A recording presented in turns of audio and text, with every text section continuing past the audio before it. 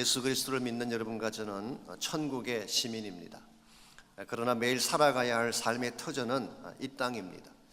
우리의 원소속은 하늘나라인데 실제로 살아야 될 삶의 터전은 이 세상이기 때문에 때때로 혼란을 겪을 때가 있습니다. 크리스찬으로서 과연 어떻게 살아야 하는지, 세상 속에서 예수 믿는 사람으로서 어떤 모습을 보여야 되는지에 대해서 혼란스러울 때가 많기 때문입니다. 심지어 어떤 분들은 우리는 하나님 나라에 속하기 때문에 세상적 의무를 할 필요가 없다, 텍스도 낼 필요가 없고 관세도 낼 필요가 없고 질서도 지킬 필요가 없다, 이렇게 생각하는 분이 계시는데, 과연 그것이 성경이 말하는 크리스찬 삶의 바른 모습일까요? 성경은 그렇게 말하고 있지 않습니다. 우리의 원신부는 하늘나라이지만 이 땅에 사는 동안에는 이 땅의 시민으로서 책임과 우리의 모든 것들을 다 하며 살 것을 성경은 강조하고 있습니다. 그래서 마태복음 22장에 보면은 예수님께서 직접 우리에게 소개해 주셨던 말씀이 있습니다. 한 번은 바리새인들이 예수님께 찾아와서 가이사에게 세금을 바치는 것이 옳습니까? 라고 질문을 했어요. 그때 예수님께서 만일 텍스를 내라 그렇게 이야기를 하면 유대인들이 들고 일어날 것입니다. 민족 반역자라고. 근데 만약 텍스를 내지 말라 그러면은 로마 사람들이 와서 예수님을 잡아갈 것입니다. 참으로 함정이 있는 그런 질문이 아닐 수가 없죠. 그때 예수님께서 어떻게 답변하셨습니까? 동전에 무엇이 그려져 있는가 물었더니 가이사 얼굴이 그려져 있대요. 주님 말씀하시기를 가이사의 것은 가이사에게, 하나님의 것은 하나님께 바쳐라. 이게 예수님께서 소개하신 이 땅을 사는 크리스찬 삶의 원리를 우리에게 잘 말씀해 주는 것입니다. 우리가 천국 백성이기 때문에 하나님께 올려드릴 것은 하나님께 마땅히 올려드려야죠. 하나님을 향한 우리의 책임은 마땅히 해야 되는 것입니다. 그러나 동시에 이 땅에 발을 붙이고 사는 시민이기 때문에 이 땅에서의 사명과 책임도 다 해야 되는 것, 이것이 성경이 말하는 바른 크리스찬 삶의 모습입니다. 하나님은 이 땅의 모든 질서도 다스리시는 분이에요. 궁극적으로 말씀드리자면은 모든 세상의 질서와 통치는 하나님 통치 아래에 있기 때문에 이 땅의 질서를 따르는 것이 결과적으로는 하나님의 뜻을 순복하는 것이 되는 것입니다. 이런 측면에서 오늘 여러분과 제가 교회 안에서 바르게 사는 것도 참 중요하지만 교회 바깥의 삶도 반듯해야만 합니다. 그래야 우리가 천국 백성으로서 이 세상 사람들에게 선한 영향을 끼칠 수 있기 때문입니다. 교회 안에서만 건건하고 바깥에 나가서는 질서도 지키지 않고 텍스도 내지 않고 마음대로 살아간다면 세상 사람들이 우리 삶을 보고 뭐라고 하겠어요? 우리 때문에 예수님의 영광이 드러나겠습니까?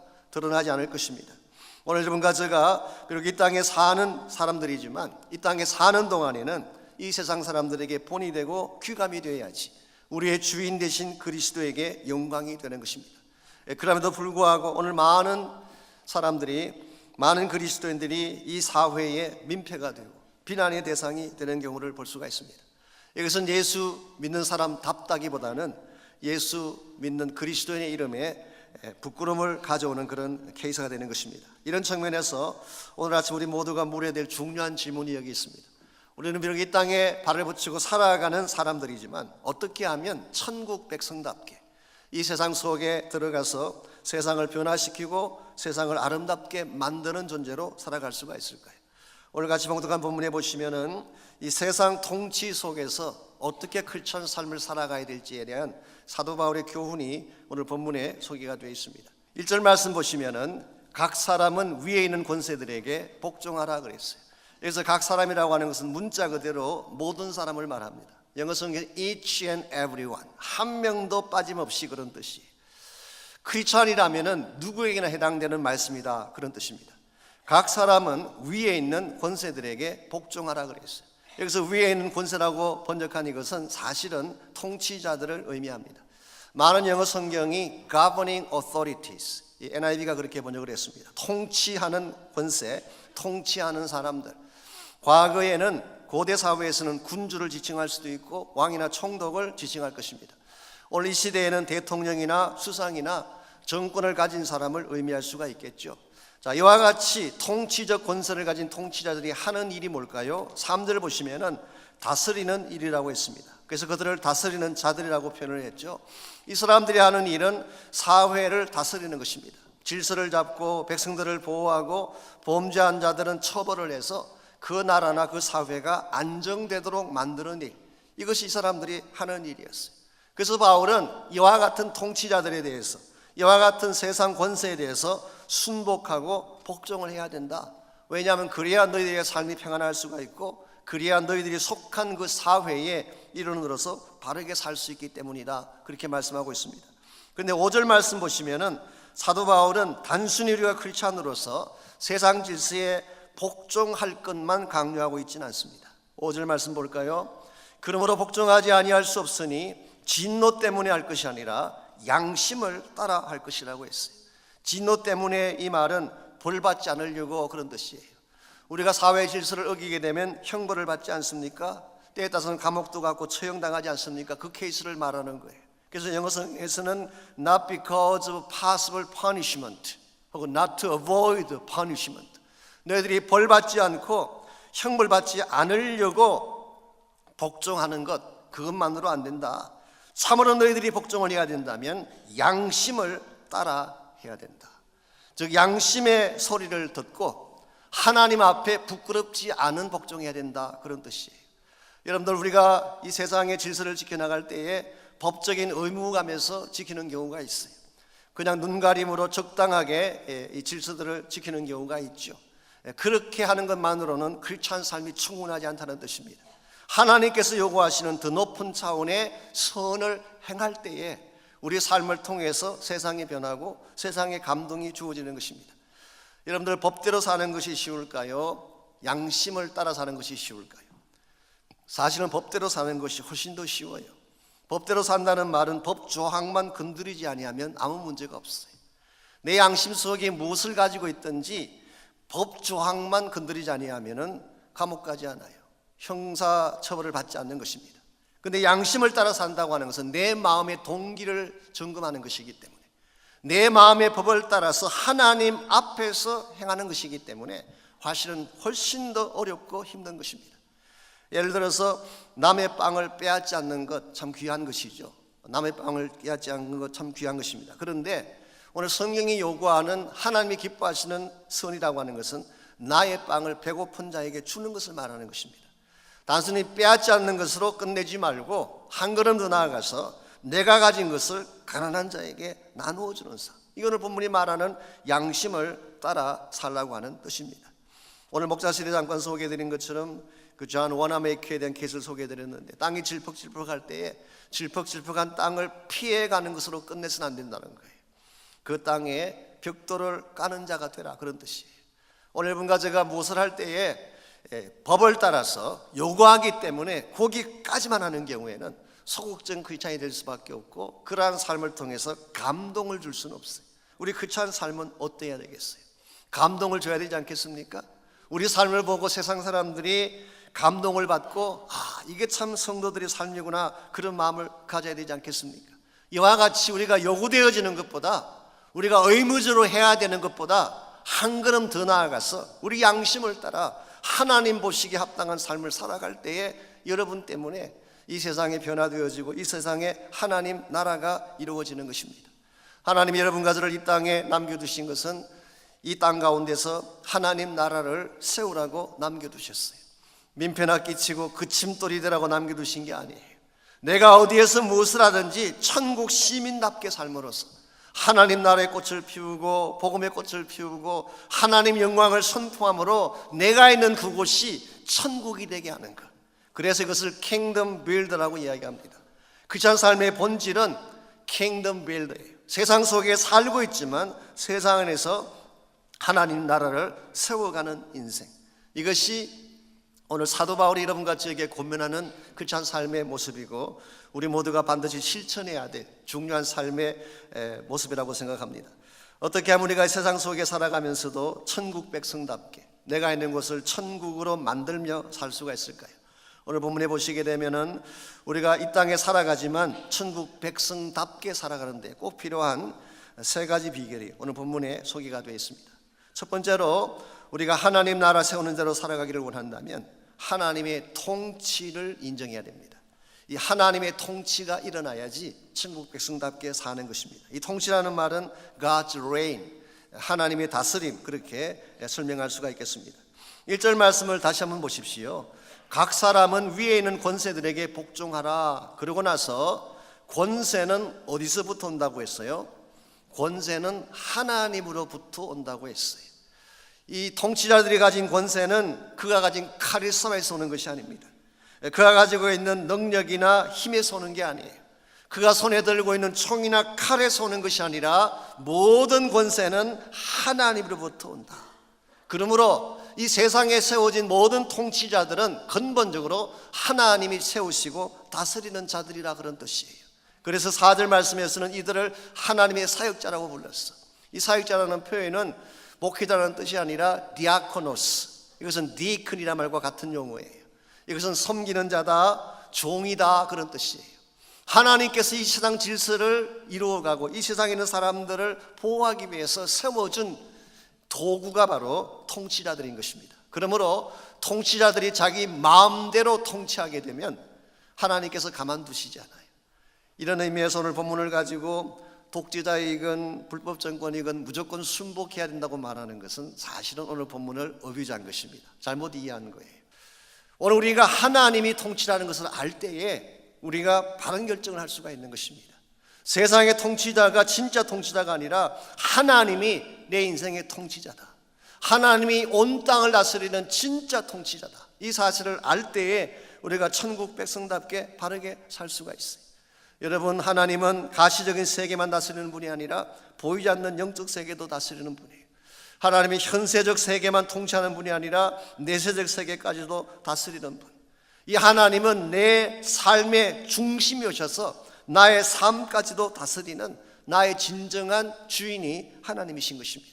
여러분, 이 사실을 인식하고 나의 삶의 한가운데에 하나님의 통치가 시작될 때, 그때 우리 한 사람 한 사람이 킹덤 빌더, 천국을 세우는 자로 살 수가 있고 하나님이 기뻐하는 영광된 열매를 맺는 것이 가능한 것입니다. 신약 성경을 보게 되면 하나님 나라에 대한 교훈이 많이 나오는데 특별히 예수님께서 말씀하신 말씀들 가운데는 미래적 차원의 천국도 있지만 현재적 천국에 대한 말씀을 많이 하셨어요. 미래적 차원이라고 하는 것은 장차 완성될 하나님 나라, 영토까지 포함해서 주권과 백성과 이 영토가 다 회복되는 이걸 완전한 하나님 나라의 완성이라고 이야기하죠. 이건 장차 주님께서 재림하시면 일어날 사건이긴 합니다만은, 그러나 예수님께서는 그것만 하나님 나라가 아니라 현재 나의 삶 가운데도 하나님이 임재하신 곳이 하나님 나라다. 하나님이 다스리는 곳이 하나님 나라다. 그렇게 설명하셨어요. 누가복음 17장 21절에 보면은 한 분은 예수님께서 계시는데 바리새인들이 쭉 둘러서서 예수님에게 질문을 했어요. 하나님의 나라가 언제 임합니까? 그렇게 물었어요. 그때 예수님께서 하나님 나라는 눈으로 볼 수 있는 게 아니라 여기 있다 저기 있다 말할 수 없으니 하나님의 나라는 너희 안에 있느니라, 그렇게 말씀하셨어요. 여기서 너희 안에 하나님 나라 있다, 이 말의 뜻은 사실은 in you가 아니라 among you예요. 너희들 한가운데 있다 그런 뜻입니다. entos라는 이 단어는 in 혹은 within이라는 뜻이 아니라 among이라고 번역해야 될 단어예요. 한번 그림을 생각해 보십시오. 바리새인들이 예수님을 쭉 둘러서 있습니다. 그때 하나님 나라가 어디 있습니까? 물었을 때에 하나님의 나라가 너희들 한가운데 있다. 그게 무슨 뜻일까요? 바리새인들의 마음속에 천국이 있다 그 뜻이 아니에요. 지금 너희들 한가운데서 말하고 있는 내가 하나님 나라라 그런 뜻이에요. 예수 그리스도가 하나님 나라예요. 예수님이 임재하면, 그분이 내 마음속에 임재하면 내 마음이 천국이 되는 거예요. 예수님 여러분의 가정에 임재하면 가정이 천국이 되는 거예요. 예수님께서 우리의 직장 가운데 사업장에 임재해서 사업장을 주관하시면 그 사업터가 하나님의 나라가 되는 거예요. 마태복음 12장 28절에서 지금 이렇게까지 말씀하셨어요. 내가 하나님의 성령을 힘입어 귀신을 쫓아내는 것이면 하나님의 나라가 이미 너에게 임하였느니라.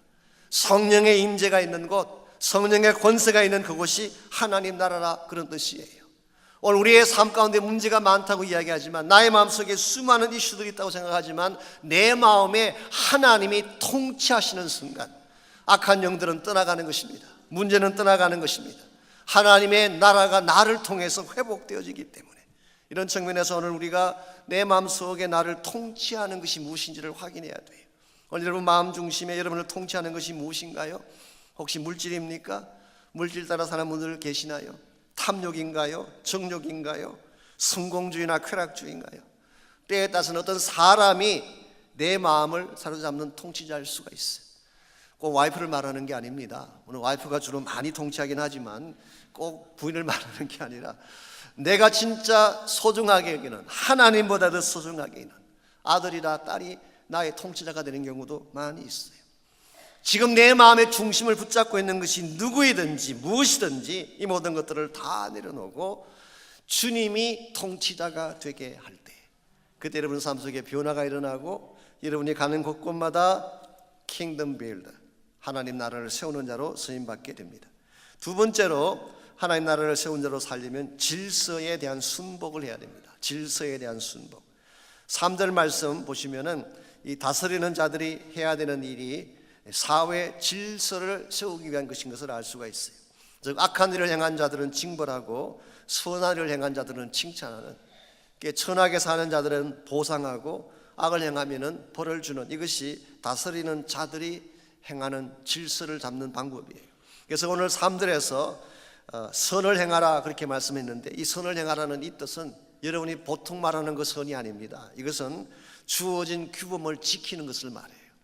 법을 어기지 않는 것을 오늘 본문에서는 선을 행한다 그렇게 설명한 것입니다. 그러므로 우리가 이 땅에 살면서 이 땅의 삶을 건강하게 바르게 살려면 이 땅의 질서와 규범을 지키며 살아가야 됩니다. 크리스천이라고 해서 이건 무시하고 마음대로 살게 되면 하나님 앞에 패가 돼요.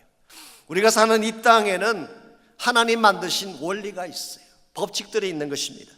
이것을 지켜야지 우리 인생이 안전하게 되는 것은, 우리가 이 사회를 살아가는 과정에서도 사회가 규정한 질서가 있는데 이것을 잘 따라 행할 때, 그때 우리 삶이 가장 건강하고 아름다워지는 것입니다. 가끔 이렇게 말씀하는 분이 있습니다. 나는 영적 질서를 더 귀하게 여기기 때문에 세상 질서는 안 따라도 된다, 그런 분이 계세요. 그 말이 맞는 것 같지만 틀렸어요. 그럴듯해 보이잖아요.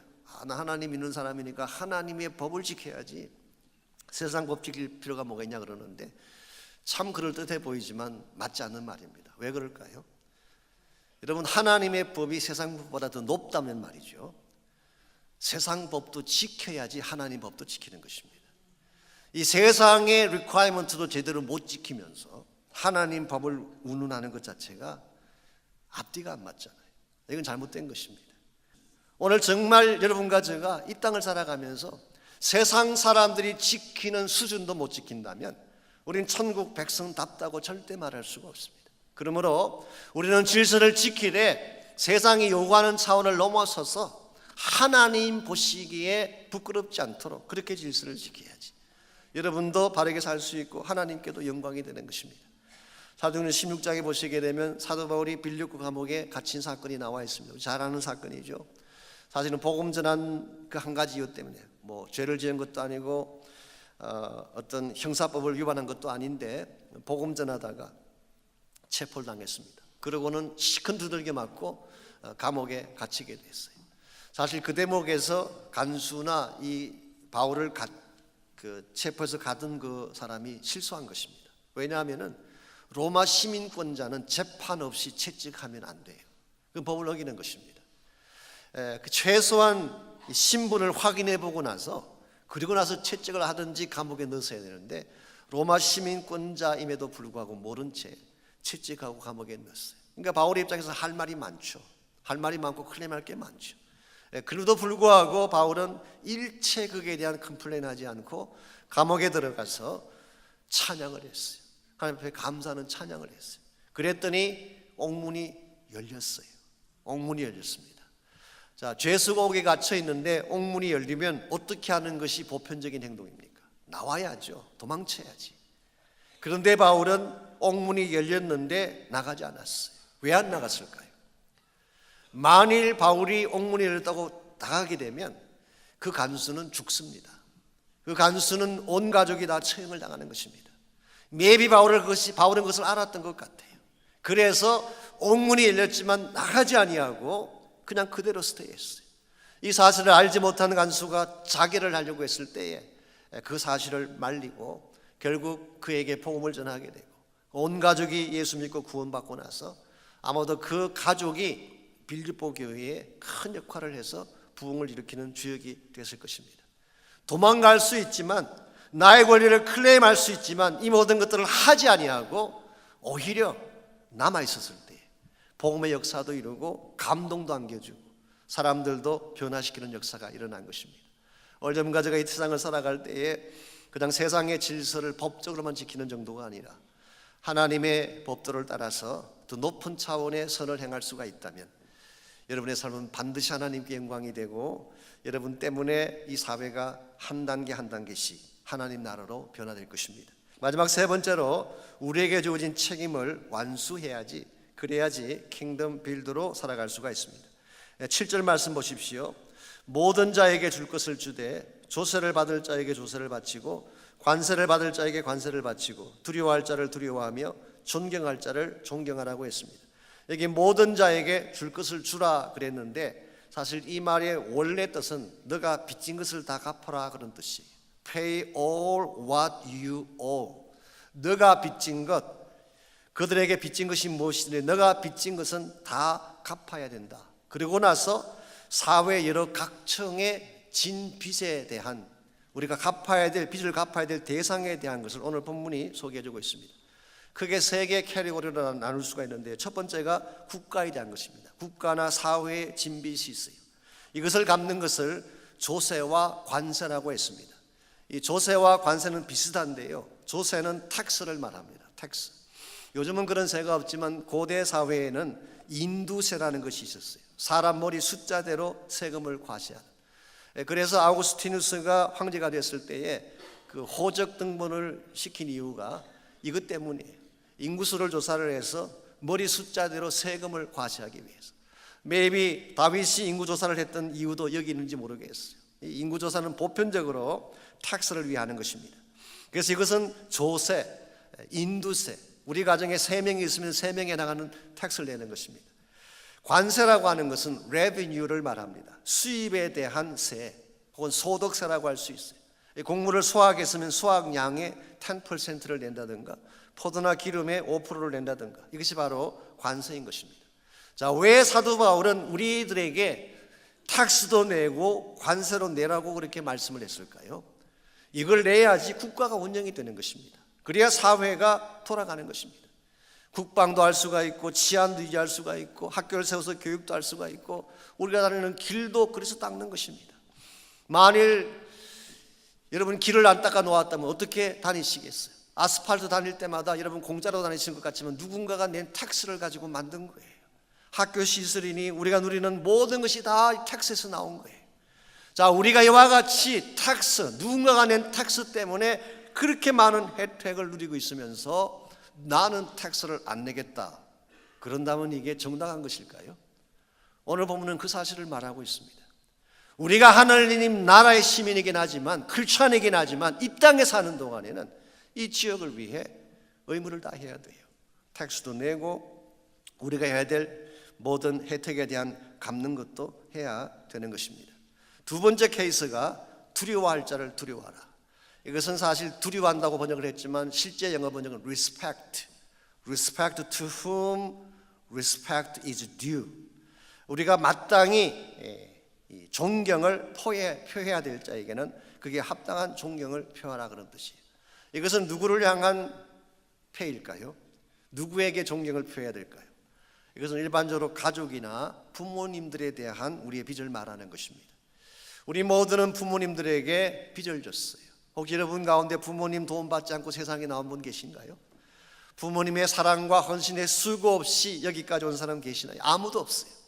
우리 모두는 부모님들에게 은혜를 입었어요. 혜택을 입었어요. 그러므로 우리는 마땅히 부모님들에게 due respect, 그분에게 합당한 존경을 올려드려야 되는 것입니다. 세 번째 케이스가 존경할 자를 존경하라 그랬는데 사실 이것도 실제 내용은 honor 하라는 뜻이에요. 이 티맨이라고 하는 헬라 말이 원래 그 문자적 의미가 price란 뜻이에요. 가치란 뜻이에요. worth. 그러므로 정말 이 가치가 있는 존재에 대해서, 이 price가 있는 존재에 대해서 그게 합당한 존귀를 올려드리라 그런 뜻이에요. 동일한 단어가 로마서 2장 7절에서도 사용됐는데요, 거기서는 for glory and honor, 그래서 honor이란 뜻이에요. 이것은 우리에게 좋은 가르침을 주셨던 선생님이나 여러분과 저를 위해 희생했던 어떤 분들에게 반드시 올려드려야 될 우리의 빚을 말하는 것입니다. 우리 모두는 누군가의 도움 때문에 여기까지 왔어요. 우리 지난 1년도 돌아보게 되면 누군가가 나를 도와주었기 때문에, 그들의 은혜와 그들의 수고 때문에 여기까지 온 것입니다. 여러분 일평생을 살아오면서 여러분을 위해 가장 크게 희생하신, 그러면 여러분이 전심을 다해 그분에게 합당한 due honor, 합당한 존귀와 영광을 돌려야 될 분이 누구일까요? 바로 그분이 예수 그리스도십니다. 그분은 여러분과 저를 세상에 누구보다 사랑한 분이기 때문에, 그분은 여러분과 저를 위해서 직접 생명까지 내어주신 분이기 때문에 우리는 그 예수님에게 due respect, due honor, 우리가 마땅히 올려드려야 될 존귀와 영광을 올려야 되는 것입니다.